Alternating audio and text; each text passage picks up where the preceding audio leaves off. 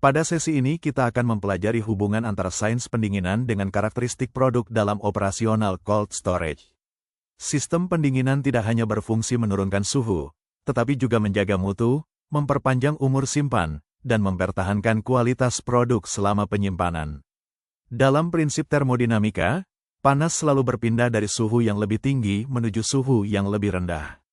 Oleh karena itu, sistem refrigerasi bekerja dengan menyerap panas dari produk hingga mencapai suhu target yang diinginkan.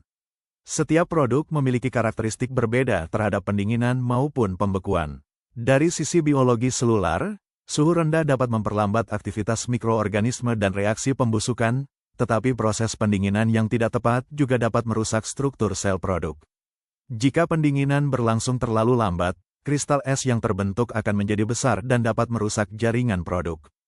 Akibatnya kualitas produk menurun, baik dari tekstur, warna, maupun kandungan air setelah proses pencairan kembali. Karena itu, teknisi dan operator cold storage harus memahami prinsip kerja refrigerasi sekaligus memahami respon produk terhadap suhu rendah agar sistem dapat dioperasikan secara aman, efisien, dan mampu menjaga kualitas produk secara optimal.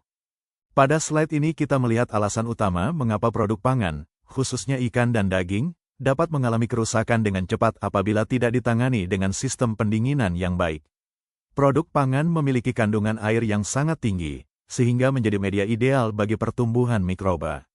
Pada suhu ruang, bakteri pembusuk dapat berkembang sangat cepat dan menyebabkan perubahan bau, warna, tekstur, hingga menurunkan kualitas produk. Selain pertumbuhan mikroba, kerusakan juga terjadi akibat aktivitas enzim alami di dalam jaringan produk. Enzim akan terus bekerja setelah produk dipanen atau ditangkap, sehingga secara perlahan merusak struktur jaringan dan menurunkan kesegaran produk. Untuk menghentikan kedua proses tersebut, digunakan sistem pendinginan dan pembekuan dalam cold chain. Dengan menurunkan suhu hingga titik tertentu, aktivitas mikroba dapat diperlambat dan aktivitas enzim dapat ditekan secara signifikan. Pada proses pembekuan, cairan di dalam tubuh produk berubah menjadi padat sehingga aktivitas biologis hampir berhenti. Inilah alasan mengapa pengendalian suhu menjadi faktor paling penting dalam menjaga mutu dan umur simpan produk di cold storage. Pada slide ini ditunjukkan 3 tahapan utama dalam proses termodinamika pembekuan produk di cold storage. Grafik memperlihatkan hubungan antara penurunan suhu terhadap waktu selama proses pendinginan hingga pembekuan sempurna. Tahap pertama adalah pendinginan cepat atau pre-cooling. Pada tahap ini, suhu produk turun dari suhu awal hingga mendekati titik beku sekitar 0 derajat Celcius. Di tahap ini panas sensibel dilepaskan sehingga suhu produk turun dengan cepat. Tahap kedua disebut thermal arrest atau zona kritis pembekuan. Pada fase ini, suhu terlihat relatif stabil dan turun sangat lambat. Hal ini terjadi karena energi pendinginan digunakan untuk mengubah cairan di dalam jaringan produk menjadi kristal es. Tahap ini sangat penting karena ukuran kristal es yang terbentuk akan menentukan kualitas produk setelah dicairkan kembali.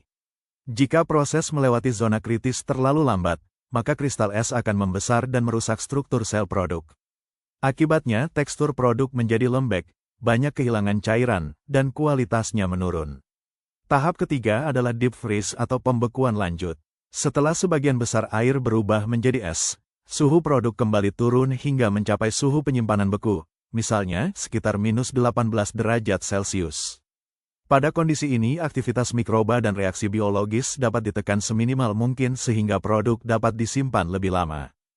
Pada slide ini dijelaskan standar internasional mengenai proses quick freezing, khususnya pada tahap zona kritis atau thermal arrest.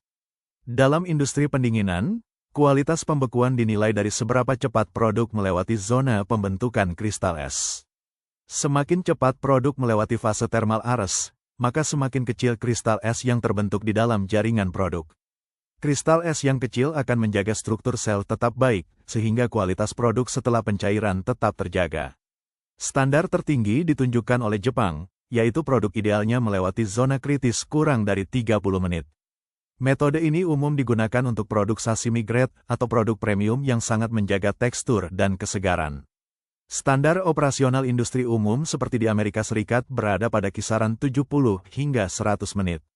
Sementara itu, Inggris menetapkan batas maksimum sekitar 120 menit atau 2 jam sebagai batas akhir agar produk masih dapat dikategorikan sebagai quick freezing. Dari standar ini dapat dipahami bahwa kecepatan pembekuan menjadi faktor utama dalam menentukan mutu produk beku.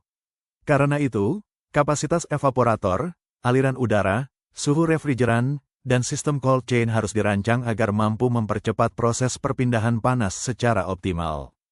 Pada slide ini ditunjukkan perbandingan antara quick freezing dan slow freezing terhadap kualitas produk beku. Perbedaan utama keduanya terletak pada kecepatan produk melewati zona thermal arrest atau zona pembentukan kristal es. Pada quick freezing, produk melewati zona kritis dalam waktu kurang dari 2 jam. Proses pembekuan yang cepat menghasilkan kristal es berukuran kecil, granular, dan tersebar merata di dalam jaringan produk. Karena kristal es yang terbentuk kecil, struktur sel produk tetap terlindungi dan tidak banyak mengalami kerusakan. Akibatnya, saat proses thawing atau pencairan kembali, tekstur produk masih terasa segar dan cairan alami produk tetap tertahan. Sebaliknya, pada slow freezing, produk membutuhkan waktu lebih dari 2 jam untuk melewati zona kritis. Kondisi ini menyebabkan terbentuknya kristal es besar dan kasar yang dapat merobek struktur jaringan sel. Akibat kerusakan sel tersebut, produk menjadi lebih banyak kehilangan cairan, tekstur berubah menjadi keropos atau lembek, dan kualitas produk menurun secara signifikan. Oleh karena itu, dalam industri cold storage modern, quick freezing menjadi metode yang paling dianjurkan untuk menjaga mutu produk beku. Pada slide ini dijelaskan bagaimana proses pembekuan memengaruhi struktur sel produk dan menyebabkan fenomena yang disebut drip loss. Drip loss adalah keluarnya cairan alami produk saat proses pencairan atau thawing setelah pembekuan. Pada metode quick freeze, pembekuan berlangsung sangat cepat sehingga kristal es yang terbentuk berukuran kecil dan tersebar merata di dalam sel. Karena ukuran kristalnya kecil, dinding sel tetap terlindungi dan tidak mengalami banyak kerusakan. Akibatnya, ketika produk dicairkan kembali, cairan alami seperti air, protein, dan nutrisi masih dapat diserap kembali ke dalam jaringan produk. Tekstur produk tetap baik, bobot produk lebih terjaga, dan kualitasnya masih mendekati kondisi segar. Sebaliknya, pada slow freeze, pembekuan berlangsung lambat sehingga terbentuk kristal es berukuran besar. Kristal es ini dapat menusuk dan merobek struktur sel sehingga jaringan produk mengalami kerusakan permanen. Saat proses thawing berlangsung, cairan dari dalam sel akan keluar sebagai drip loss. Kondisi ini menyebabkan produk kehilangan bobot, nutrisi, cita rasa, dan tekstur menjadi lebih lembek atau kering.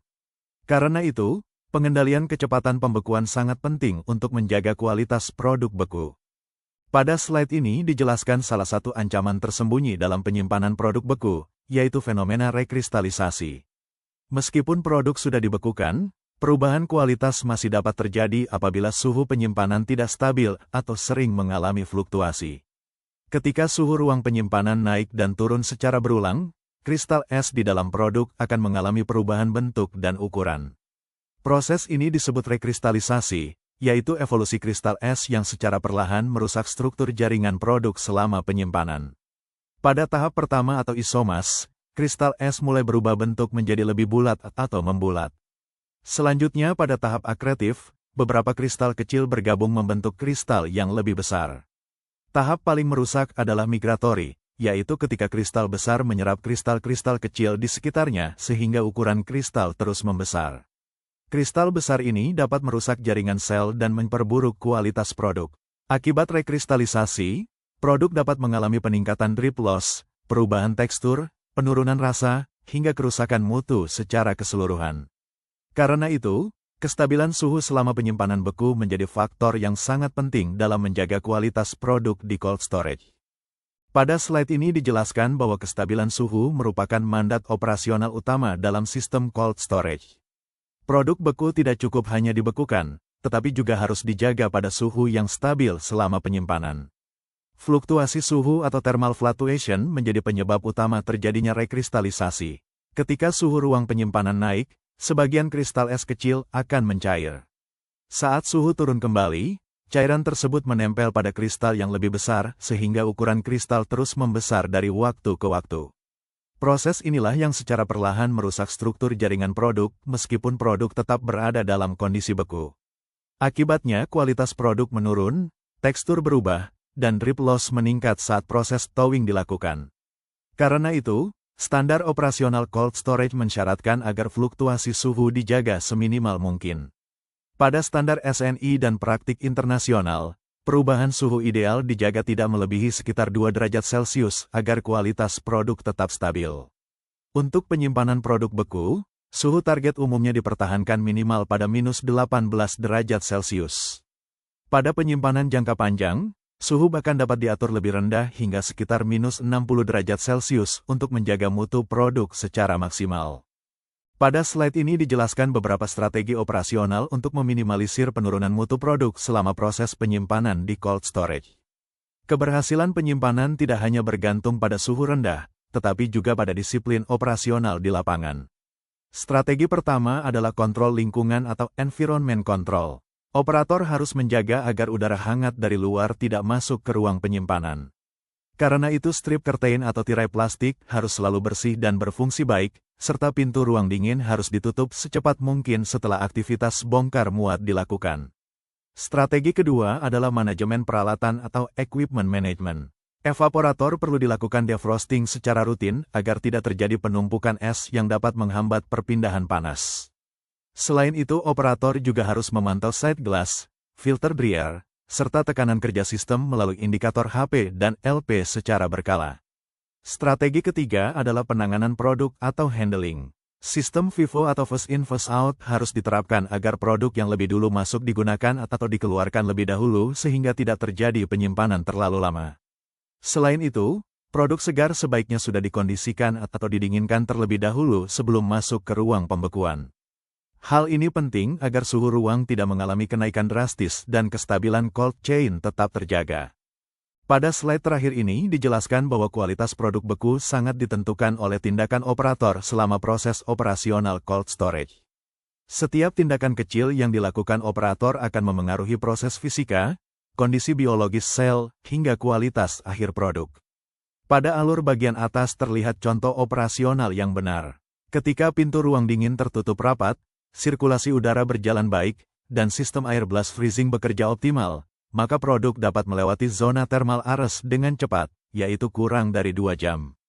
Secara fisika, kondisi ini menghasilkan kristal es mikro berukuran kecil yang tersebar merata di dalam jaringan produk.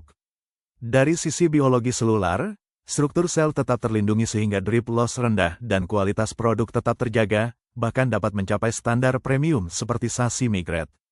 Sebaliknya pada alur bagian bawah, jika defrost diabaikan dan suhu ruang sering berfluktuasi lebih dari 2 derajat Celcius, maka akan terjadi migratory recrystallization.